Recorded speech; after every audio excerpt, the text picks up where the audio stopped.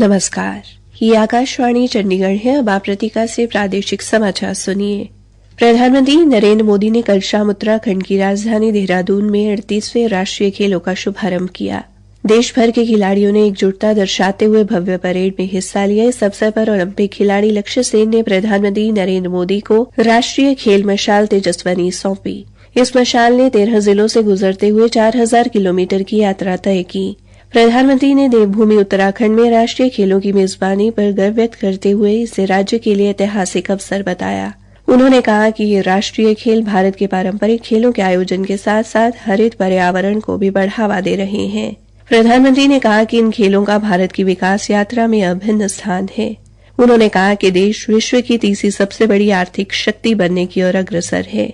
श्री मोदी ने कहा कि पिछले दशक में खेलों के लिए बजट तिगुना कर दिया गया है, जिससे खेलो इंडिया जैसी पहल के तहत आधुनिक सुविधाएं संभव हुई हैं। फिट इंडिया अभियान के संदर्भ में प्रधानमंत्री ने युवाओं से स्वस्थ और सक्रिय जीवन शैली अपनाने का आग्रह किया। उन्होंने उपस्थित खिलाड़ियों को प्रोत्साहित किया और वैश्विक खेल जगत में भारत की स्थिति मजबूत करने की प्रतिबद्धता दोहराई। पिहोवा सरस्वती तीर्थ पर आज से अंतर्राष्ट्रीय सरस्वती महोत्सव का आयोजन किया गया है। मुख्यमंत्री नायब सिंह समारोह का शुभारंभ कर रहे हैं। तीर्थ स्थल पर आज से सरस मेले का आयोजन भी किया गया है, जो 4 फरवरी तक चलेगा। इस 7 दिवसीय महोत्सव के दौरान 2 फरवरी तक मुख्य सांस्कृतिक कार्यक्रम होंगे। बोर्ड के अध्यक्ष सुमन सिंह ने कहा कि हरियाणा सरस्वती धरोहर विकास बोर्ड की तरफ से आदि बद्री से लेकर रन ऑफ कच्छ तक सरस्वती नदी के मार्ग पर आने वाले सभी ऐतिहासिक तीर्थों पर कार्यक्रमों का आयोजन किया जाएगा। उन्होंने बताया कि कुरुक्षेत्र विश्वविद्यालय के सीनेट हॉल में 30 जनवरी से 1 फरवरी तक सरस्वती नदी पर एक सेमिनार का आयोजन किया जाएगा। सेमिनार में देश भर के शोधकर्ता और वैज्ञानिक तथा सरस्वती पर शोध करने वाले विश्व प्रसिद्ध वैज्ञानिक हिस्सा लेंगे। हरियाणा के नागरिक उड्डयन मंत्री विपुल गोयल ने अधिकारियों से पायलट प्रशिक्षुओं के लिए बेहतर से बेहतर प्रशिक्षण सुविधा उपलब्ध कराने की दिशा में काम करने को कहा है। कल हरियाणा सिविल सचिवालय में अधिकारियों के साथ उड्डयन विभाग से संबंधित विभिन्न विषयों की समीक्षा करते हुए मंत्री ने कहा कि यह सुनिश्चित किया जाए कि प्रदेश के युवाओं को फ्लाइंग स्कूल में बेहतर सुविधा मिले और अच्छे प्रशिक्षक मिले।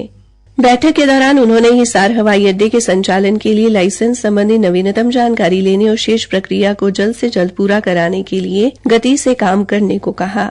मंत्री ने अंबाला में बनने वाले हवाई अड्डे के संबंध में भी विस्तृत जानकारी ली और कहा कि प्रत्येक कार्य को योजनाबद्ध ढंग से आगे बढ़ाया जाए। बैठक के दौरान हरियाणा से हेलीकॉप्टर सेवा शुरू करने पर भी विचार किया गया। इस दौरान मंत्री को गुरुग्राम से खाटू श्याम और गुरुग्राम से सालासर धाम के लिए हेलीकॉप्टर रूट के संबंध में जानकारी दी गई। श्री गोयल ने उन्हें गुरुग्राम से चंडीगढ़ और हिसार से चंडीगढ़ के बीच हेलीकॉप्टर सेवा की रिपोर्ट तैयार करने को कहा। बैठक के दौरान कई अन्य विषयों की भी समीक्षा की गई। भारतीय अंतरिक्ष अनुसंधान संगठन इसरो ने आज आंध्र प्रदेश के श्रीहरिकोटा से दूसरी पीढ़ी के नेविगेशन सैटेलाइट NVS-02 का सफल प्रक्षेपण किया।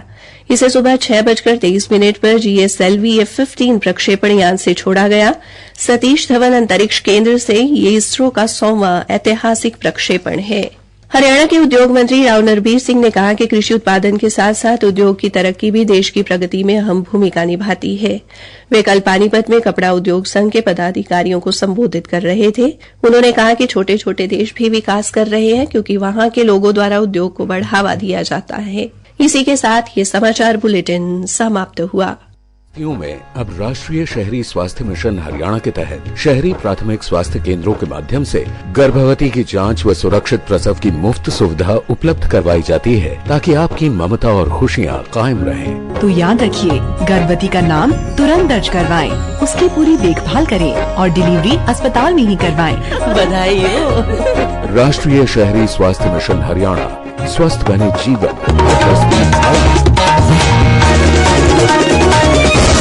Thank you.